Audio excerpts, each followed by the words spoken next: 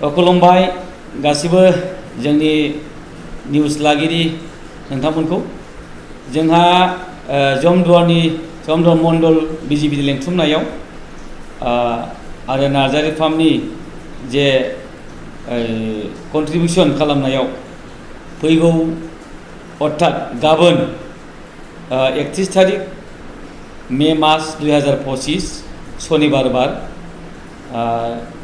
10:30 रिंगानिफ्राय फुंनि 1टा बेलासिसिम जोंहा सामथाइबारि एलपि स्कुलाव अर्थात जारागुरियाव मोनसे मेडिकेल केम्पनि थाखाय आयोजन खालामनाय जादों। गुबुन गुबुन समावबो खालामनाय बायदि एबारावबो बे मेडिकेल केम्पखौ रायजोफोरनि सुबिदानि थाखाय आयुर्वेदिक जे मेडिसिन राननाय आरो मेडिकेल जे ट्रिटमेन्ट फ्रि खालामनायखौ आङो नार्जारि फार्म हिसाबै मावगासिनो दंखायोमोन। दा बैबारावबो गिबि खेबनि थाखाय अर्थात बे बोसोरनि गिबि खेबनि थाखाय जोङो सामथाइबारि एलपि स्कुलाव जारागुरियाव गाबोननि सानसेनि हाबाफारि लानानै जोङो खालामनो थांगासिनो दङ।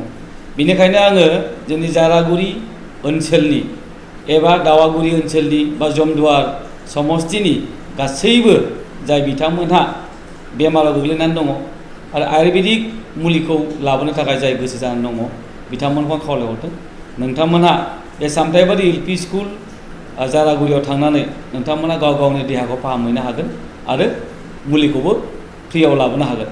बिनि उनाव अखानायै अर्थात 1 तारिख जुन 2025 बा रबिबार खालि जोंहा आरो मोनसे जायगायाव जों बे एखे फ्रि मेडिकेल ट्रिटमेन्ट आरो मेडिसिन डिस्ट्रिबिउसनखौ लाबोनाय जादों। जायगाया जाहैबाय कक्सागाव एमभि स्कुल अर्थात कक्सागुरि होननानैबो जों मिथिगौ। कक्सागाव एमभि स्कुलावबो जोङो बे एखे फ्रि ट्रिटमेन्टखौ लानो थांगासिनो दङ। बेवहायबो जमदुवार बिजिपि मण्डलनि बानजायनायाव आरो नार्जारि फार्मनि सहयोग खालामनायाव अर्थात स्पन्सार खालामनायाव बे मेडिकेल केम्पआ जानो थांगासिनो दङ।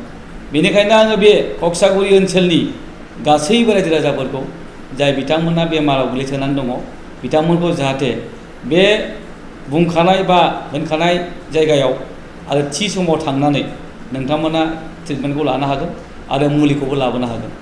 थ' आं गासैबो जमदुवार ओनसोलाव जाय बिथांमोनहा बेमाराव गोग्लैनानै दङ सानाय सुनाय हाइपार एसिडिटी लोगोसे जाय बिथांमोना सुगाराव भुगिनानै दं जाय बिथांमोना हाइ प्रेसाराव भुगिनानै दङ बे बिथांमोनखौ मोजां ट्रिटमेन्ट लाहोनो थाखाय मोनसे नार्जारि फार्मनि गिदिर मोनसे मिशन।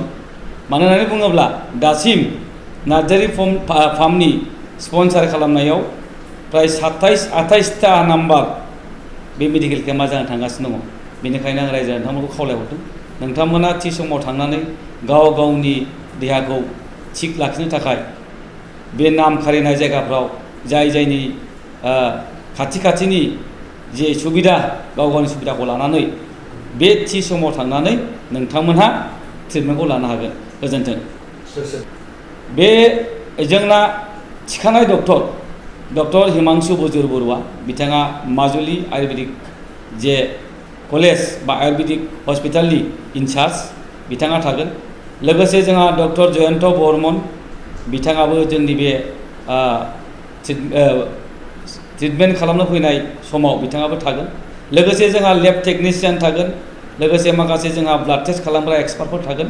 बेनिखायनो जों गासिबो खावलायहरदों नोंथांमोना जाहाथे गाव गावनि देहाखौ गोग्गो आरो थिग लाखिनो थाखाय थि समाव फैनानै गाव गावनि देहाखौ जाहाथे ट्रिटमेन्ट लाफैयो बेखौनो आं गुरै खावलायहरदों।